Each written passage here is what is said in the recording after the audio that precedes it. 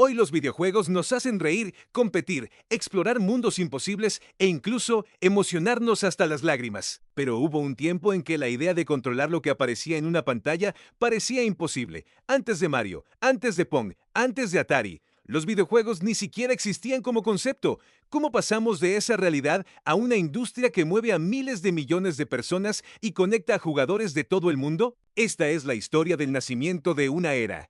Esta es la historia del origen de los videojuegos. Para entender cómo nacieron los videojuegos, primero tenemos que viajar a una época en la que nadie imaginaba que una computadora pudiera servir para jugar. 1 de septiembre de 1939, Europa entraba en guerra. Durante los siguientes 6 años, el mundo viviría el conflicto más devastador de la historia. Pero, en medio del caos, también nacerían algunas de las tecnologías que cambiarían el futuro para siempre. En 1943, el Reino Unido desarrolló el Colossus, una máquina secreta capaz de ayudar a descifrar los mensajes cifrados de la Alemania nazi. 2 años más tarde, en 1945, Estados Unidos presentó la ENIAC, una computadora de más de 27 toneladas diseñada para calcular trayectorias balísticas en cuestión de segundos. Nadie veía estas máquinas como una forma de entretenimiento. Eran herramientas de guerra, ciencia e ingeniería. Pero eso estaba a punto de cambiar. Con el fin de la guerra, las computadoras comenzaron a llegar a universidades y centros de investigación. Por primera vez, algunos científicos podían experimentar con estas enormes máquinas sin la presión de un conflicto mundial. Y fue entonces cuando surgió una idea que hasta ese momento habría parecido absurda. ¿Y si una pantalla pudiera servir para algo más que calcular? ¿Y si pudiera entretener? En 1947, los físicos Thomas T. Goldsmith Jr. y Estelle Rayman patentaron un invento con un nombre poco llamativo, el dispositivo de entretenimiento con tubo de rayos catódicos.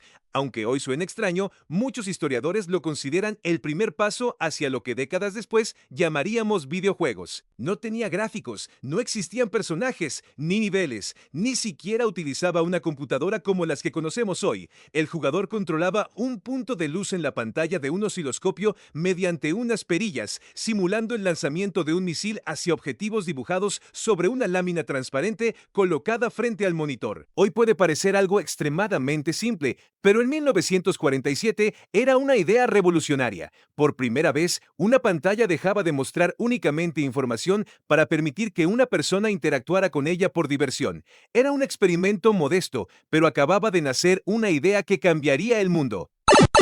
El experimento de 1947 demostró que jugar con una pantalla era posible, pero seguía siendo solo eso, un experimento. Todavía faltaba descubrir si una máquina podía convertirse en un verdadero rival. Pero mientras algunos científicos construían máquinas capaces de calcular, otros comenzaron a hacerse una pregunta mucho más ambiciosa. Si una computadora podía resolver problemas complejos, ¿podría también aprender a jugar? Uno de los primeros en imaginar esta posibilidad fue el matemático británico Alan Turing. En 1950, Turing publicó un artículo titulado Computing Machinery and Intelligence, donde planteaba una idea que parecía sacada de la ciencia ficción. Una máquina podría llegar a mostrar un comportamiento similar al de la inteligencia humana.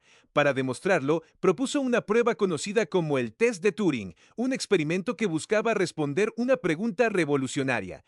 ¿Puede una máquina pensar? Pero las ideas de Turing no se quedaron solo en la teoría. También imaginó que las computadoras podían participar en juegos como el ajedrez, creando programas capaces de analizar movimientos y tomar decisiones.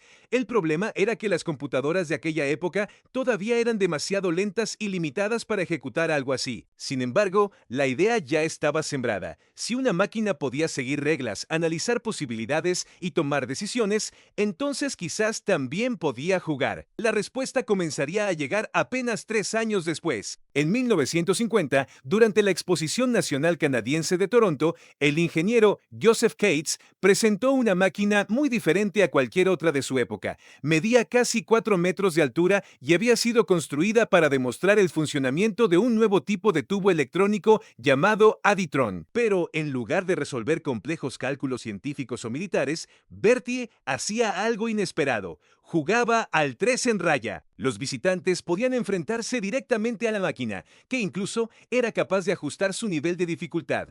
Por primera vez, una computadora no solo respondía a una persona, también intentaba vencerla. Bertie the Brain fue una demostración tecnológica impresionante, pero apenas un año después, otra máquina demostraría que los juegos podían servir para mostrar el verdadero potencial de las computadoras. Durante el Festival of Britain, una gran exposición organizada para celebrar los avances científicos e industriales del Reino Unido, una computadora captó la atención de miles de visitantes. Su nombre era Nimrod. A diferencia de Bertie, que había sido creada para jugar al 3 en raya, Nimrod fue diseñada para dominar un antiguo juego de estrategia llamado Nim. Su objetivo no era solo entretener al público, también demostraba que una computadora podía analizar un problema, calcular la mejor jugada y enfrentarse a un ser humano utilizando la lógica. Nimrod había demostrado que una computadora podía analizar un juego de estrategia y enfrentarse a un ser humano. Sin embargo, todavía existía una gran diferencia entre aquellas máquinas y los videojuegos que conocemos hoy. Los jugadores no observaban una pantalla, seguían la partida mediante un panel de luces, pero esa limitación estaba a punto de desaparecer. En 1952, en la Universidad de Cambridge, el estudiante Alexander S. Douglas desarrolló un programa muy diferente a todo lo que se había visto hasta entonces. Su nombre era OXE. Se trataba de una versión digital del clásico 3 en raya ejecutada en la computadora EDSAC. Por primera vez, el jugador podía ver el tablero directamente en una pantalla y enfrentarse a la computadora en una partida completa. OXO no fue creado como un producto comercial ni como un juego para el público. Alexander S. Douglas lo desarrolló como parte de su tesis doctoral sobre la interacción entre personas y computadoras.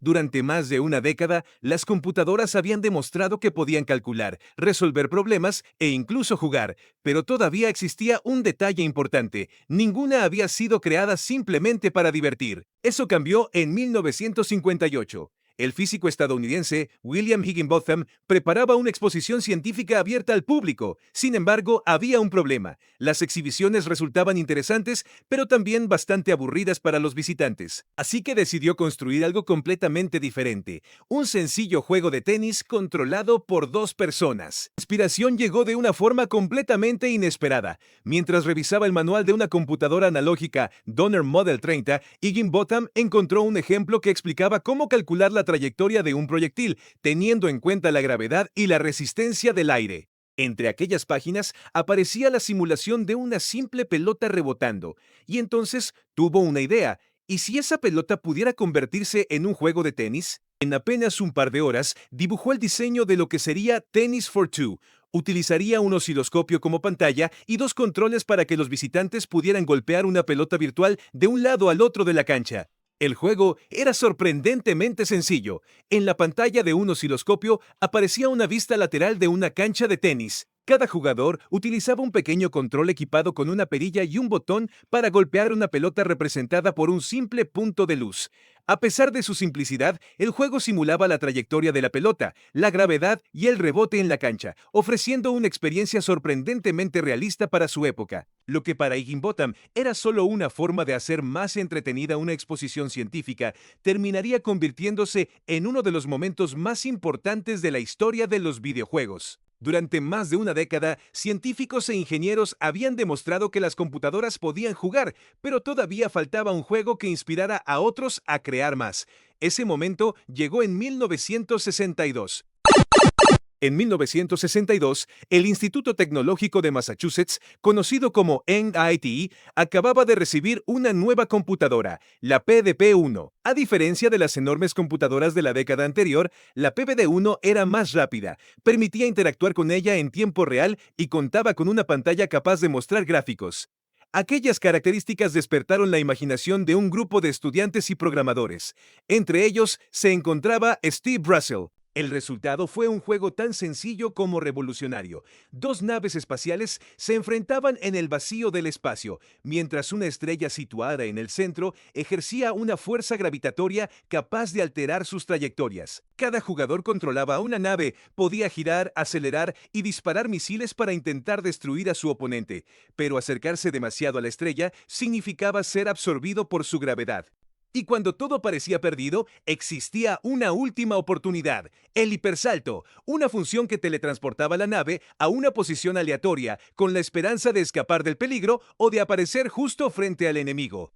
Por primera vez, un videojuego combinaba habilidad, estrategia y física en tiempo real, ofreciendo una experiencia que muchos reconocerían como el nacimiento del videojuego moderno. Aquellos estudiantes no imaginaban que el juego que habían creado por diversión inspiraría las primeras máquinas recreativas, las primeras consolas y con el tiempo, una industria que hoy mueve a millones de jugadores en todo el mundo. Todo comenzó con un experimento en un laboratorio, con una idea que parecía imposible, y con un pequeño punto de luz sobre la pantalla de un osciloscopio. Ese fue el comienzo de una nueva era, el comienzo de la historia de los videojuegos.